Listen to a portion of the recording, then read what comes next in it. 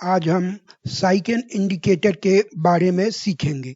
साइकेन indicator जो है ये एक ऑसिलेटर है जिसकी वैल्यू जो है वो +1 से -1 के बीच में जो है ऑसिलेट करती है।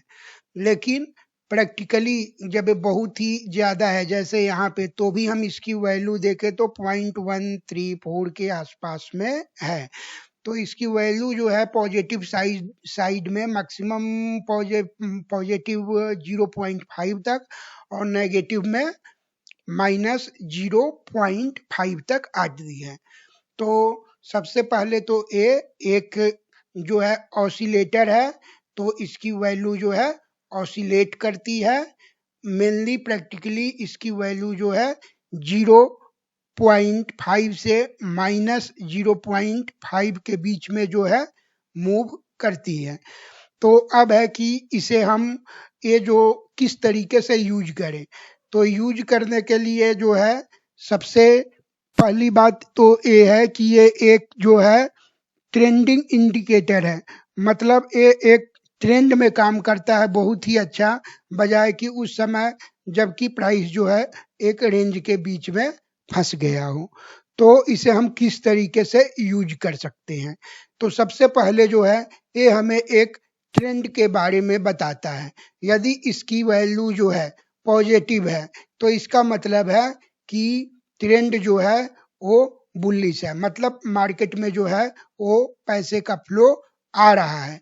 यदि इसकी वैल्यू नेगेटिव हो तो इसका मतलब है कि जो ट्रेंड है वो डाउन की तरफ है, बियरिश है और मार्केट से पैसा जो है बाहर निकल रहा है। तो ये मार्केट के ट्रेंड के बारे में हमें बताएगा कि अप ट्रेंड है या डाउन ट्रेंड है। इसके बाद यदि हम इसे यूज करने की बात करें कि किस तरीके से यूज कर सकते हैं, तो इसमें यदि हम देखें तो यहाँ इंडिकेटर में आके इसे हमें सेलेक्ट कर लेना होता है। यहाँ हम CMF जो है डालेंगे तो आ जाएगा साइकन मनी फ्लो इंडिकेटर। इसकी जो सेटिंग है यहाँ से हम कर सकते हैं।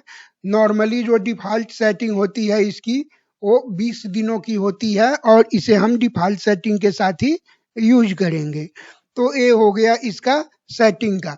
तो जब भी क्या होता है कि ये जीरो को, ये जो लाइन है जीरो वाली, जीरो वैल्यू की, इसको ये क्रॉस करता है तो इसका मतलब है कि ट्रेंड जो है वो पॉजिटिव है और जीरो क्रॉसिंग के साथ हम इसे यूज कर सकते हैं। यदि हम चाहते हैं कि ये स्टॉप लॉस कम करें तो इसकी वैल्यू जो है पॉजिटिव साइड में -0.5, ये जो -0.5 है यहाँ तक हम रख सकते हैं और यहाँ से भी एंट्री ले सकते हैं। तो और एग्जिट के लिए -0.5, तो इसके बीच में हम एक दो लाइनें भी ड्रॉ कर सकते हैं कि इसके ऊपर जाने के बाद जो है हम इंटर करेंगे और इसके नीचे की तरफ आने के बाद जो है एग्जिट कर जाएंगे पोजीशन को। तो इस तरीके से ये इंडिकेटर हमें एंट्री और एग्जिट देता है। तो जीरो क्रॉस के बाद यदि ये ट्रेंडिंग है, 50 डे का मूविंग एवरेज है और इसके ऊपर प्राइस है तो मार्केट जो है ट्रेंडिंग है। और यहाँ पे हमें वी वैप है तो वी वैप भी जो है इसमें भी ये पॉजिटिव ट्रेंड शो कर रहा है और यहाँ पे क्या है कि ये जीरो को क्रॉस किया है। तो जीरो को क्रॉस करने के बाद हम थोड़ा वेट करके 0.45 के पास यहाँ पे जो है एंट्री ले सकते हैं या फिर जीरो को क्रॉस करते ही एंट्री लेंगे।